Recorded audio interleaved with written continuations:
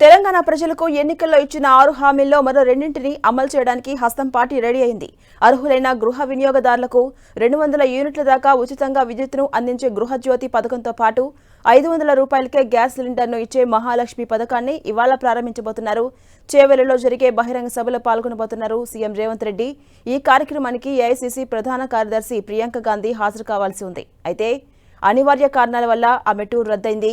అయితే ఆమె వర్చువల్ గా ఢిల్లీ నుంచి ప్రసంగించబోతున్నారు. పౌర సరఫరాల శాఖ మంత్రి ఉత్తమ్ కుమార్ రెడ్డి అధ్యక్షతన జరిగే కార్యక్రమంలో ఉప ముఖ్యమంత్రి మల్లు భట్టి విక్రమార్క కూడా పాల్గొంటున్నారు. గృహజ్యోతి పథకానికి సంబంధించి లబ్ధిదారులు మార్చిలో 0 బిల్లును అందుకోబోతున్నారు. తొలుత ఈ పథకం అమలు కోసం కర్ణాటక తరహాలో 2022-23 ఆర్థిక సంవత్సరంలో వినియోగాన్ని ప్రాతిపదికగా తీసుకోవాలని భావించిన తర్వాత ఆ ఆలోచనను విరమించుకున్నారు. ఇక ఫిబ్రవరి నెలలో 200 యూనిట్ల లోపు వినియోగించి తెల్ల రేషన్ కార్డు ఉండి ప్రజాపాలన కింద దరఖాస్తు చేసుకున్న వారికి మార్చిలో 0 బిల్లు జారీ చేయబోతున్నారు.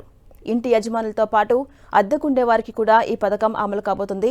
అయితే అద్దెదారులు ఇంటిని ఖాళీ చేయగానే సంబంధించిన సెక్షన్ ఎలక్ట్రిసిటీ రెవెన్యూ కార్యాలయంలో తెల్ల రేషన్ కార్డుతో పాటు కొత్తగా ఏ ఇంట్లో అద్దెకు దిగారో ఆ ఇంటి కరెంటు కనెక్షన్ వివరాలను అందించి దరఖాస్తు చేసుకోవాల్సి ఉంటుంది.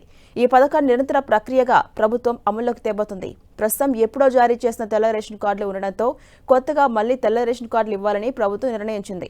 కొత్త కార్డులు అందుకునేవారు తమ ఇంటి కనెక్షన్ నెంబర్, తెల్ల కార్డుతో పాటు ఆధార్ కార్డును జత చేస్తే ఈ పథకం అమలు చేయబోతున్నారు.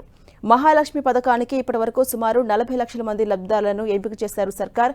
దారిద్ర్య రేఖకు దిగువన ఉండి ఆహార భద్రత కార్డులో పేర్లు నమోదై వంట గ్యాస్ కనెక్షన్ ఉన్న మహిళలకు ఈ పథకం వర్తించబోతోంది. ఇక రాష్ట్రంలో 90 లక్షల తెల్ల రేషన్ కార్డులు ఉండగా వాటిని కలిగి ఉన్న వారిలో వంట గ్యాస్ కనెక్షన్ ఉన్నవారు 64 లక్షల మంది. ఆ గ్యాస్ కనెక్షన్ నెంబర్, బ్యాంకు ఖాతాలు, ఆధార్ నెంబర్, ఆహార భద్రత కార్డు నంబర్ అన్ని పక్కాగా ఉన్న 40 లక్షల మందిని లబ్ధిదారులుగా ఎంపిక చేశారు.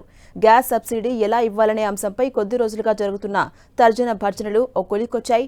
మహాలక్ష్మి పథకంలో అర్హులైన లబ్ధిదారుల నుంచి 500 చొప్పున నగదు తీసుకుని రాష్ట్ర ప్రభుత్వం నుంచి మిగిలిన సబ్సిడీ మొత్తాన్ని తీసుకోవడానికి కేంద్ర ప్రభుత్వం ఆధీనంలో నడిచే ఆయిల్ మార్కెటింగ్ కంపెనీలు అంగీకరించలేదు.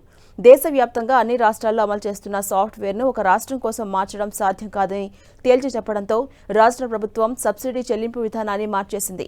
మహాలక్ష్మి లబ్ధిదారులు తొలుత గ్యాస్ సిలిండర్ మొత్తం ధర చెల్లించి రీఫిల్ తీసుకోవాలని, ఆ తర్వాత సబ్సిడీ సొమ్ము ఆయిల్ మార్కెటింగ్ కంపెనీల ద్వారా లబ్ధిదారుల బ్యాంకు ఖాతాకు బదిలీ చేయాలని నిర్ణయించింది.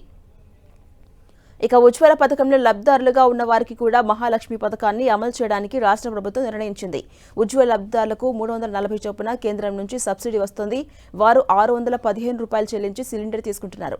రాష్ట్ర ప్రభుత్వం వీరికి మరో 115 రూపాయలు సబ్సిడీ ఇచ్చి 500 రూపాయలకే సిలిండర్ పంపిణీ చేయాలని నిర్ణయించింది.